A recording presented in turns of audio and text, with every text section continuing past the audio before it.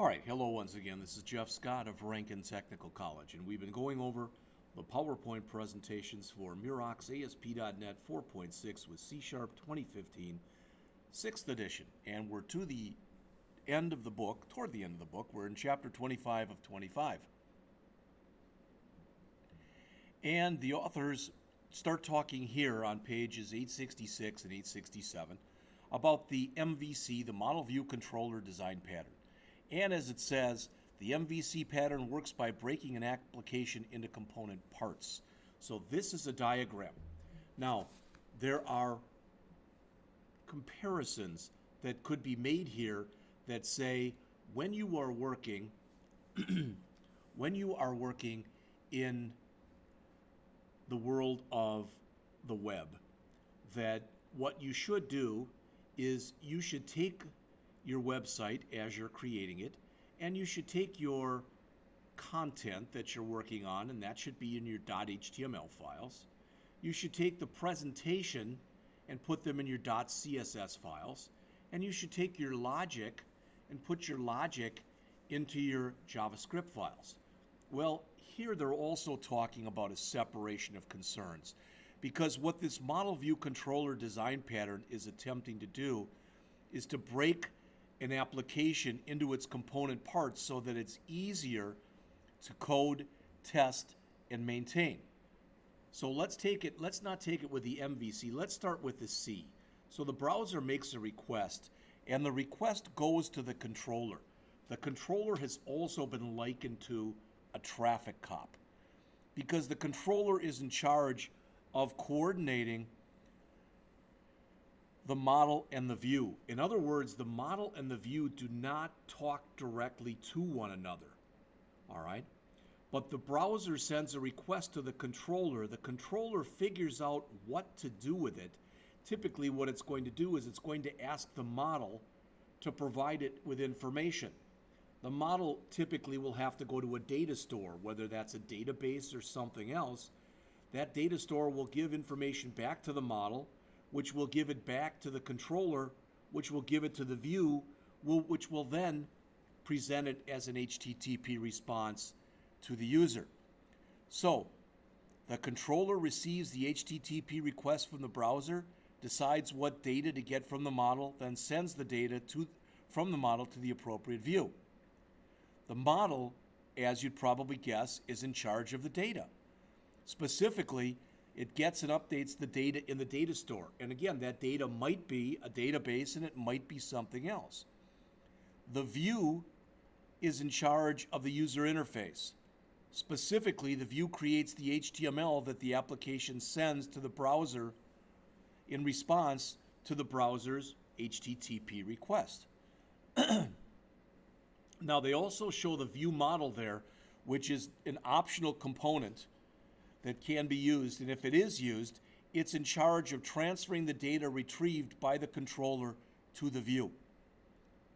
Now, they're not view models aren't required, but they're widely used in model view controller applications in ASP.NET as they facilitate some of the data binding, and we'll talk about that later on in the chapter. Now, it's important that if you want to write an MVC application and write it well, that each component should stick to its own area of expertise. In other words, the model should retrieve and validate data, but the model should have nothing to do with displaying the data. The display of the data is going to be through the view.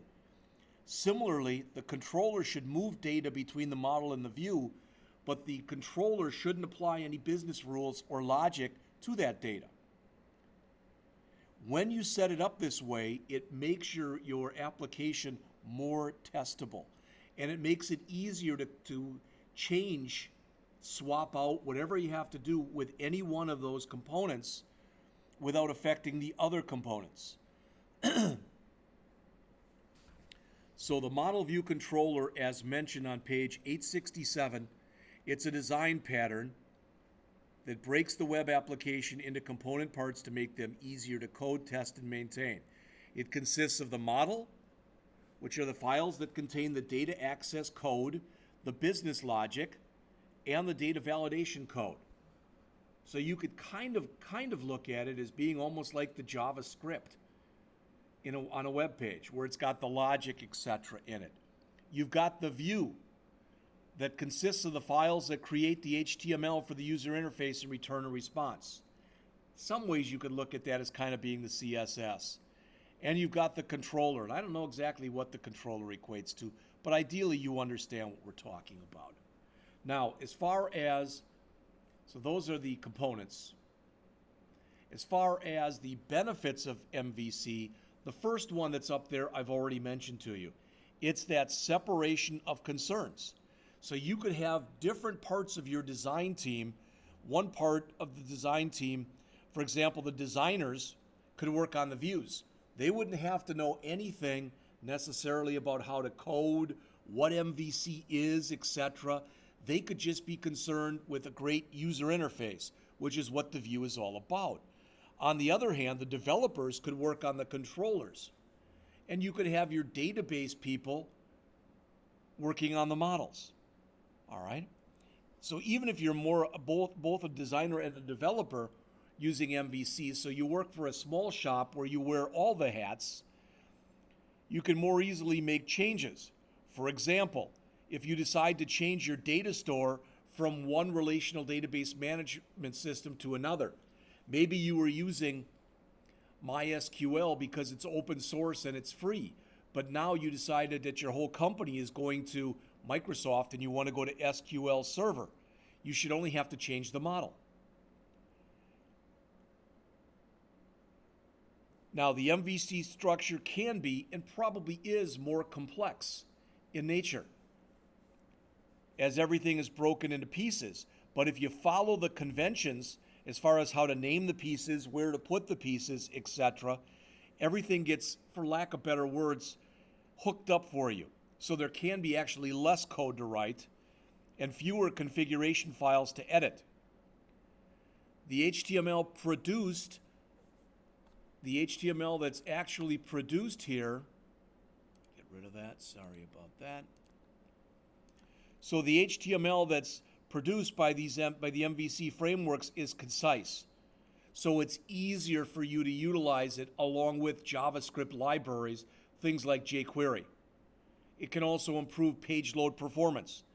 And one of the key things to getting people into your website and keeping them there is fast page performance. And MVC works with the stateless nature of the web, so there's less trying to replicate state. You're not as concerned with things like view state. So again, this can improve performance.